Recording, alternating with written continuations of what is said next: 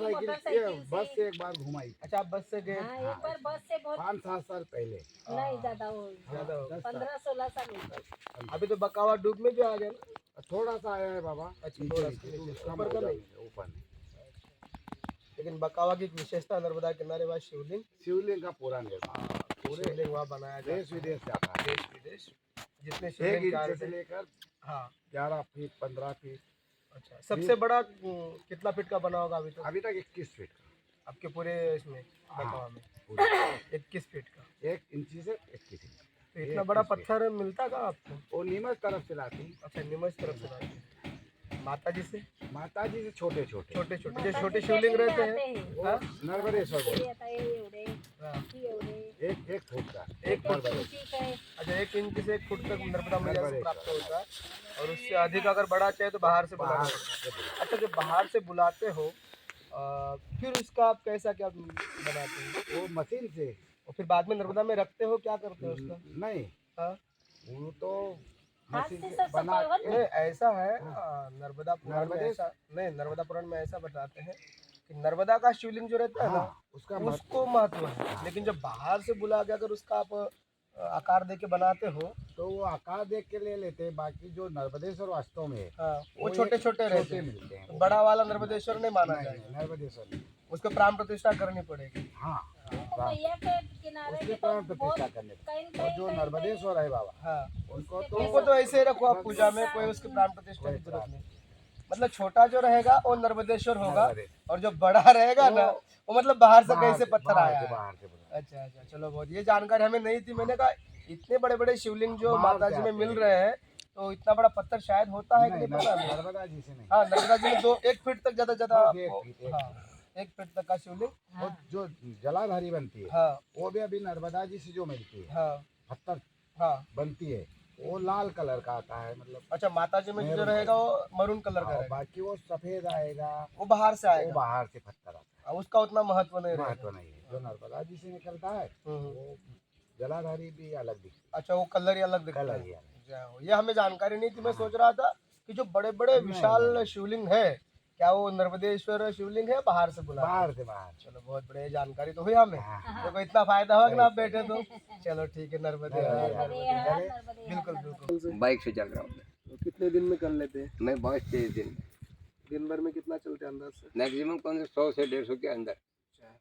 तो कितने साल से कर रहे हैं? ये मैं 4 साल से कर रहा हूँ। 4 साल से। चौथा साल चल रहा है। मतलब चौथी हाँ, परिक्रमा। चौथी परिक्रमा चल रही है। जय हो जय हो। और आपके मन में से भाव कैसा जग गया कि चलो माता जी की?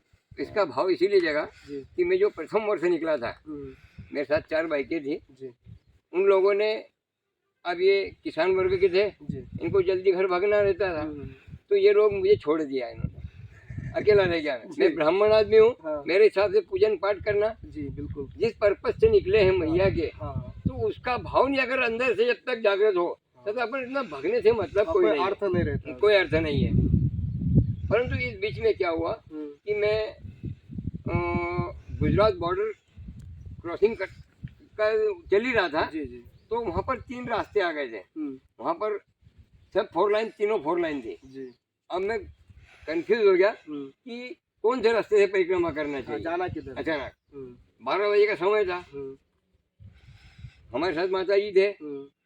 मैंने कहा रुको, अब गर्मी का टाइम था, मार्च का महीना, तो बड़ी ट्रकें निकल रही थी। अब उन लोगों को तो रोक ही नहीं सकते, और न बाइक वाले किसी कोई दिखा। मैंने कहा कि अगर कभी अपन रॉन्ग रास्ते कहीं घुस गए तो 100-200 किलोमीटर यूँ निकल जाएंगे, रिटर्न नहीं आना चाहिए मैया के लिए। तो मैं 5 मिनट के लिए खड़ा हो गया। फिर मैंने मैया को पुकारा, मैं कहा नर्मदे हर। तो उधर से मेरे को एक आवाज आई कि नर्मदे हर, किसी महिला की आवाज आई। 5 मिनट बाद एक 16-17 साल की कन्या आई, बोले क्या होगा बाबा जी? मैंने कहा मैया मेरे को परिक्रमा मार्ग में नहीं समझ में आ रहा, कौन सा परिक्रमा मार्ग से चलना चाहिए, यहाँ 3 रास्ते हैं। बोले बाबा जी इस रास्ते से चलो, आप निकल जाओ। तो मैं ज़्यादा से ज़्यादा 50 कदम चला हुआ, और उसके बाद पीछे मुड़ के देखा मैंने, तो वो बालिका बिल्कुल गायब थी। उस दिन से मेरी आस्था ये गई कि साक्षात मैया ही मेरे सामने आई। जरूर आती है, मतलब जब भी कोई भटक जाता है और सच्चे हृदय से पुकारता है। फिर उसके बाद में पहुंचा अमरकंटक। जी तो अब जैसे एक महात्मा जी मिले मेरे को, जी मैंने उनसे कहा कि बाबा मैं सोच रहा हूँ इस साल की चारों धाम हो गया हूँ। जी जी बोले आप चारों धाम जाओगे जी। तो जाओ, कोई दिक्कत नहीं है, परंतु आप इतनी दूर जाओगे स्वयं के पैसे से जाओगे, भोजन घर का खाओगे। जी इसके बाद में अगर कभी केदारनाथ बद्रीनाथ आप जाते हो तो भीड़ भड़के में इसने धक्का लगाया उसने धक्का लगाया, जी जी और उसके बाद 100 फीट दूर से आप भोलेनाथ के दर्शन करोगे और फिर रिटर्न वापस आओगे। जी। मेरे को ये बताओ कि लास्ट में फिर कहाँ जाते हो चारों धाम होने के बाद? मैंने कहा ओंकारेश्वर जल चढ़ाने। बोले जब इतने बड़े पिता की तुम परिक्रमा कर रहे हो तो आपको चारों धाम जाने की जरूरत नहीं है। जय हो जय हो जय हो। परंतु इस मैया के जो है जी ये सभी देवताओं के आवाहन से प्रकट हुई है। जी तो इसके तट पर जी 36 करोड़ देवी देवता विराजमान हैं। जी जी। चलो ठीक है, मैंने कहा अपन अब नहीं जाएंगे, चारों धाम नहीं जाना है। परंतु प्रथम वर्ष की जो मेरी परिक्रमा हुई उसके बाद मैंने अपने जीवन को पीछे देखा। अच्छा अच्छा। और साल भर बाद उसका परिणाम देखा मैंने। जी जी। तो मैं इतना ऊपर उठ गया था। जय हो जय हो जय हो।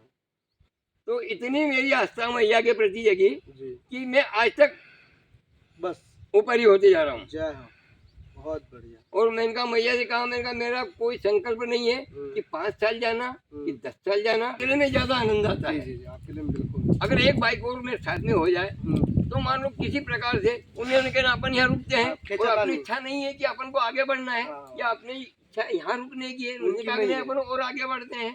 तो इसलिए मैं सिंगल चलना पसंद करता हूँ। खींचतानी हो जाता हाँ, खींचतानी होती है। और अपन लोग आनंद करने के लिए निकले, भजन करने के लिए निकले हैं। भजन करने के लिए। ये बात सही है, बहुत बढ़िया आपका अनुभव रहा। और वैसे आपकी उम्र कितनी है? मेरी उम्र है 66। 66 के वर्ष में भी आप कितने मतलब? और ये भी परिक्रमा मैंने कब चालू की? मैं नौकरी में था जी सिंचाई विभाग में, जी 40 साल नौकरी की।